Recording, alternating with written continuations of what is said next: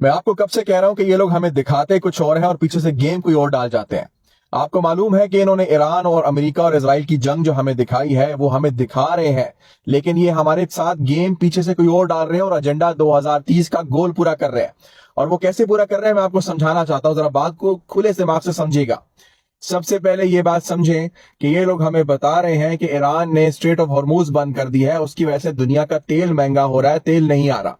तो जरा कोई इनसे ये बात पूछे कि उसने तो जो स्ट्रेट ऑफ हॉर्मूज बंद कर दिया है वहां से तो सिर्फ दुनिया का 20% तेल गुजरता है। ये अमेरिका का तेल कहां गया, ये वेनेजुएला का तेल कहां गया, ग्रीनलैंड का तेल कहां गया और रशिया का ऑयल कहां गया। ये लोग हमें बेवकूफ बनाते हैं। अब मैं आपको समझाता हूं कि ये कर क्या रहे हैं हमारे साथ। हमारे ऊपर इस वक्त कोविड 2.0 आ रहा है, 2.0 आ रहा है। और जरा बात को समझिएगा कि ये लोग सिर्फ इस दफा बीमारी रिलीज नहीं कर रहे, लेकिन हमारे ऊपर लॉकडाउन लगाने वाले हैं। और ये बात मैं नहीं कर रहा, ये बात दुनिया के बहुत बड़े बड़े वॉर एनालिस्ट कर रहे हैं।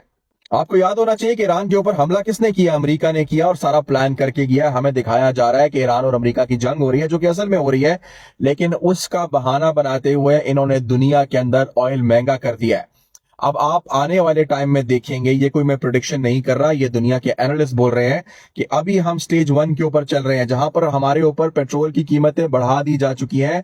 हमें बोला जा चुका है कि अब हमारे पास पेट्रोल बहुत कम है। अगला स्टेज जो हमारे ऊपर आने वाला है स्टेज 2, उसमें यह बताया जाएगा कि अभी आप ऐसे करें, घर से काम करें, क्योंकि पेट्रोल की बहुत ज्यादा कमी होने वाली है। फिर आएगा स्टेज 3, जब हमें यह पूछा जाएगा हमसे कि भाई तुमने पेट्रोल लेना है तो क्यों लेना है, हमें प्रूव करो कि तुम पेट्रोल किसी काम के लिए ले रहे हो जिसकी बहुत ज्यादा जरूरत है।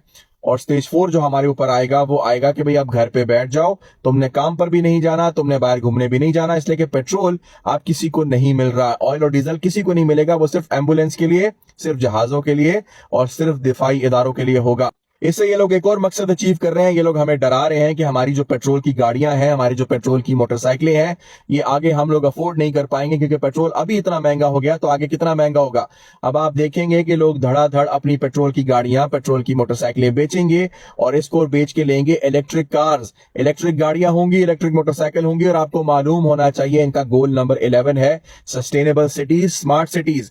आपको मालूम होना चाहिए कि इलेक्ट्रिक व्हीकल्स जो है वो एक तरह से डिस्पोजेबल गाड़ियां होती है, उनको 10 साल के बाद आपने जो है कचरे में फेंकना होता है, इसलिए कि उसकी जो बैटरी चेंज करना होता है वो ही इतनी महंगी होती है जितने में नई गाड़ी आ जाए। इसलिए ये लोग हमारे ऊपर इलेक्ट्रिक कार्स बेचेंगे, ये मजबूर करेंगे हमें, इसलिए कि इलेक्ट्रिक कार्स के अंदर एक सॉफ्टवेयर अपडेट करने से आप पूरा कंट्रोल कर सकते हो।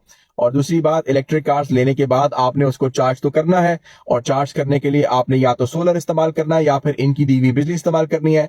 अगर ये बिजली बंद कर दें, अगर ये सोलर के चार्जेस बहुत बढ़ा दें, तो आप लोग अपनी गाड़ी चार्ज नहीं कर पाओगे। इनका एंड गोल तो यही है कि 15 मिनट की स्मार्ट सिटीज बनाई जाए जहां पर आपके पास गाड़ी की सहूलत ही ना हो, और ये करने वाले हैं हमारे साथ 2030 के खत्म होने तक। ये मैं नहीं कह रहा, ये लोग खुद बोल रहे हैं। वर्ल्ड इकोनॉमिक फोरम की वेबसाइट पर जाके देख लें, आपको हर एक चीज सफेद और पानी की तरह नजर आ जाएगी कि ये लोग हमारे साथ करने क्या वाले हैं।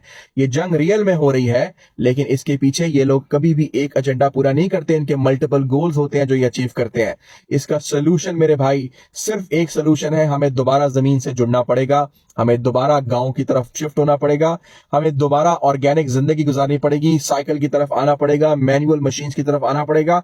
हम जितना भी इनके सिस्टम के अंदर इंटीग्रेट करेंगे उतना हम फंसते जाएंगे। याद रखें 2030 तक जो बंदा इस सिस्टम से ना निकला इनके, वो इतनी बड़ी और गंदी गुलामी के अंदर जाएगा कि उसको रोने के लिए भी मौका नहीं मिलेगा। मैं अपनी कोशिश कर रहा हूं सिस्टम से निकलने की, सवाल आप पे बनता है कि आप कितना कोशिश कर रहे हो। आप 2030 का इंतजार करोगे, इस जेल का इंतजार करोगे, या फिर आप आज से कोशिश करोगे कि अगले आने वाले 1-2 साल में निकल जाओ इससे।